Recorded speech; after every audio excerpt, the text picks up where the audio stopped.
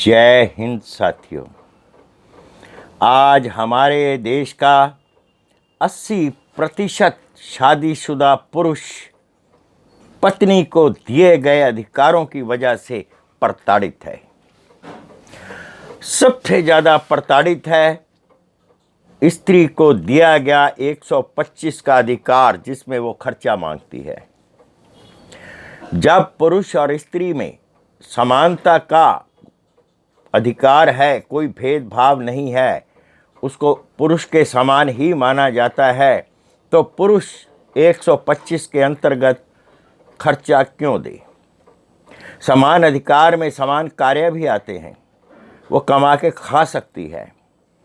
अनपढ़ता, अगर लड़की अनपढ़ है, ये कोई भीख मांगने का हथियार नहीं है। 125 हमारे कानून के ज्ञाता, हमारे देश के सभी लोग जानते हैं।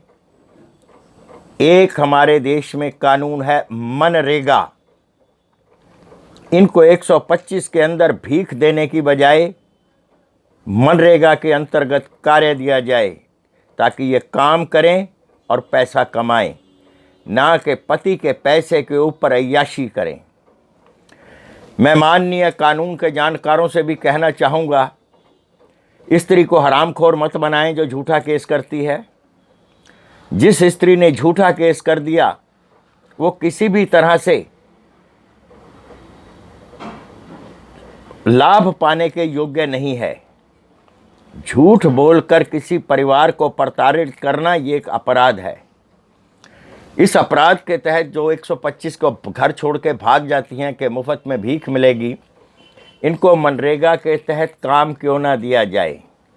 जब इनको 125 के अंतर्गत खर्चा लग जाता है, ये फिर काम करती हैं, कमा कर लाती हैं, बाहर काम करती हैं। इनकी माँ इनको घर में आराम से नहीं बैठाती। भाइयों के बच्चे स्कूल छोड़ के आती हैं जो काम नहीं करती, माँ के घर के बर्तन मलती हैं, मेथी पालक तोड़ रही होती हैं, मटर छील रही होती हैं, आलू छील रही होती हैं। अपनी माँ को कहें कि माँ, मैं तेरे घर का बर्तन चौका चूल्हा कर रही हूँ, क्या पैसे देगी? कानून का दुरुपयोग करके भीख मांगते हो, अननेसेसरी बच्चों को दबाती हो। झूठा कानून, झूठा केस करने वाली स्त्रियों, तुम्हारी मौत नाली के कीड़े से भी बदतर होगी। एक आदमी की मेहनत की कमाई को इस तरह लूटना, इस न्यायालय से तो बच जाओगी, उस न्यायालय में जवाब देना होगा। ये बंद होना चाहिए। 125 इनको मनरेगा के तहत काम दिया जाए। हमारे देश के कानून है मनरेगा का, जब हर आदमी को काम मिलता है, ये काम क्यों नहीं करती? ये झूठा केस करने वाली हरामखोर बहुएं, क्योंकि इनको दे दिया जाता है मुफ्त में। इनकी तहकीकात होनी चाहिए। इनको खर्चा क्यों चाहिए? अपाहिज है क्या? शरीर से सक्षम नहीं है क्या? जुबान चलाती हैं तीर की तरह। और मैं उन बच्चों से भी कहूंगा, अपने माँ बाप के ऊपर इनके मुंह से बदतमीजी का शब्द सुनते ही घर की दहलीज से बाहर कर दीजिए इनको। आज की बदतमीजी जो मजाक में की जाती है, कल आपके ऊपर नासूर बनकर फूटेगी। अपनी माँ के लिए इनको बहुत जान प्यारी है। इनकी माँ को खांसी हो जाए तो भागती हैं, मेरी माँ को खांसी हो गई। मुझे मम्मी की बड़ी चिंता रहती है। जो धर्म की माता बनाई है, असली माता जो तुम्हारी सास है, कभी उसकी चिंता की तुमने? ये जिस बच्चे के ऊपर जो तुम्हारा, जिसको पति कहती हो ना, ये इसी बुढ़िया माँ ने अपना पेट काट काट कर पाला है, पलोसा है, और इसको पढ़ाया लिखाया है, तुम्हारे काबिल बनाया है। शर्म आती है? संस्कारी हो, अगर अच्छे खानदान की हो, तो इनकी इज्जत करना सीखो। पति को छोड़ना जाओ, छोड़ो, घर बैठो अपने आराम से मनरेगा के तहत अपना नाम दर्ज कराइए और जाके आशा कार्यकर्ताओं में काम कीजिए, आपको काम मिलेगा। ये हराम की कब तक तोड़ती रहोगी? तो मैं अपने कानून वालों से भी कहूँगा, कृपया करके जो मैं सलाह दे रहा हूँ, इसकी ओर ध्यान दिया जाए। 125 धारा के अंतर्गत जो बच्चों के ऊपर खर्चा थोपा जाता है, उसको बंद किया जाए, इनको मनरेगा के तहत कार्य दिया जाए।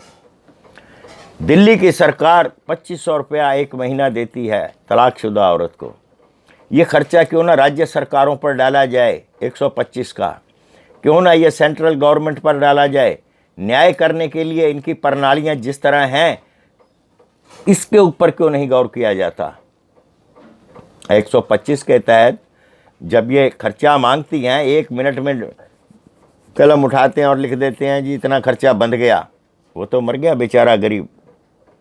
बहू को लाता है, मेरे माँ बाप का, मेरे घर का देख रेख करेगी। देख रेख तो क्या करेगी, जो है वो भी उजाड़ देती है।